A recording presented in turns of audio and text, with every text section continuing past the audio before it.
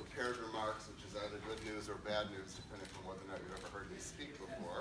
I am wearing my collegiate elbow patch jacket, so I can fit in a little bit more, but I'm also the only person here in a tie, except Steve. I have to take these off because I forgot to get bifocals last time, so.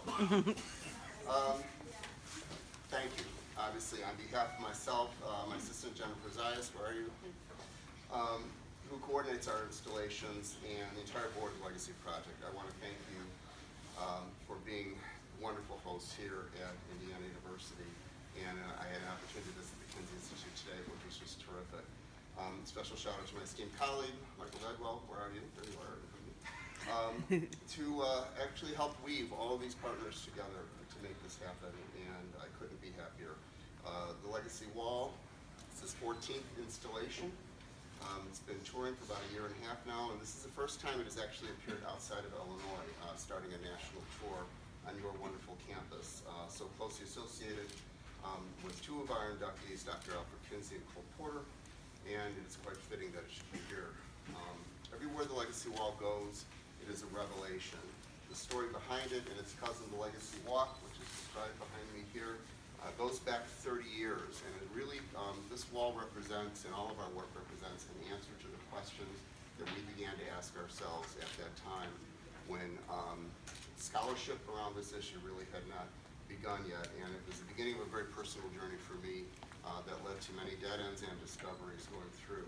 You know, we have paid a tremendous price, LGBTQ people, for the invisibility of having our legacy stolen from us because we have been purposefully, in many cases, redacted from the historic narrative. The environment that is created for our children has been just horrific in our school systems. The lack of historically significant LGBTQ role models, and the complete absence of our contributions to world history and culture in our textbooks forces our young people to grow up in a void without historic relevance and subject to the political and cultural biases of our society, vulnerable to the violence, of course, that can spring from that ignorance.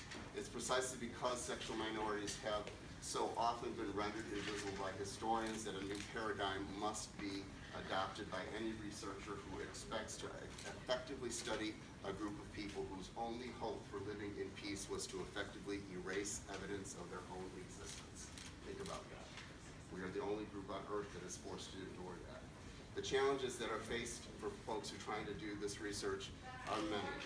There's selective editing that's done by historians themselves. There's the influence of the dominant culture, which erases smaller cultures around it.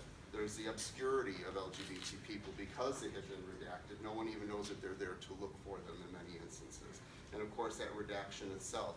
And some key examples, sometimes families have participated in that. The story of Michelangelo, who has been lionized by so many institutions, including the church.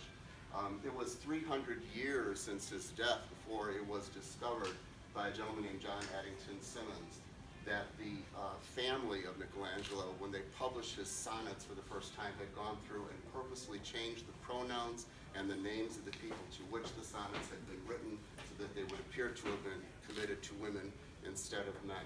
And that is how history, in many cases, has actually been formulated around us. It has led to many faulty assumptions and that are underscored by the fact that in most historical precepts, a person is only considered sexual if they have actually been married and sired children. Well, when a group of people are not allowed the power of marriage to codify their institutions, they are effectively rendered invisible by the historic record. Again, it's a point of burden that we have been facing alone for many years. But there are incredible examples of greatness, many of them, of course, that are behind us here. And it speaks to the rising of queer consciousness and the desire to understand where we fit in the context of humanity's story. From Alexander the Great, whose Hellenistic conquest became the cradle of civilization, to Baron Friedrich von Steuben, whose military strategy during the American Revolution led to the birth of this nation. From John Maynard Keynes, whose economic policies were the roadmap out of the Great Depression, to Alan Turing, who cracked the Nazi Enigma code to bring down Adolf Hitler. From the U.S. Secretary of Labor Francis Perkins, the architect of FDR's New Deal, to First Lady Eleanor Roosevelt, who was bisexual and co-wrote the UN Declaration of Human Rights. From Benjamin Sumner Wells, the founder of NATO, to Dag Hammarskjöld, Secretary General of the United Nations, who pioneered the use of preemptive troops to help keep hotspots from flaring up. The iconic and groundbreaking author James Baldwin, who gave a literary voice to the civil rights movement, and Bayard Rustin, the openly gay man who was the architect of the 1963 March on Washington and mentor to Dr. Martin Luther King.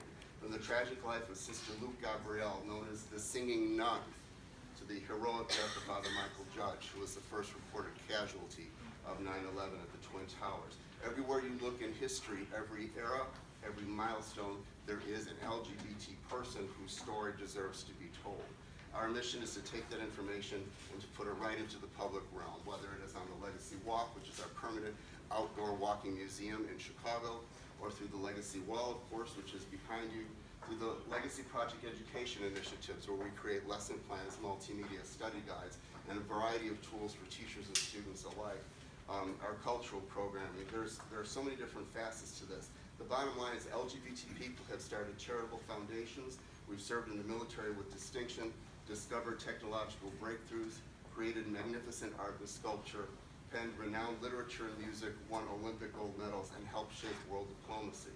In an era when terms like fake news and alternate facts are becoming the new realities in a post-truth world, it is imperative that you remember that LGBTQ people have, for time immemorial, been the victims of fake news and alternative facts that have created a mythology about us that has destroyed far too many lives. We are the poster children for what happens when that mentality is allowed to run amok. Our solution is to speak truth to power and to put our reality out there and to work doggedly to bring these stories into communities so conversations and healing can begin. I hope you will enjoy the Legacy Wall while it is here, and tell everyone you know to check it out, because we've made immeasurable contributions to the world we share, and it's about time everybody knew it. I want to thank you for inviting us to be part of your journey. You are on the path of discovering an aspect of history most people are not aware has been missing. I hope the Legacy Wall will prove to be every bit as eye-opening and inspirational for you as it has been for the 65,000 people who have had a chance to see it so far. Enjoy.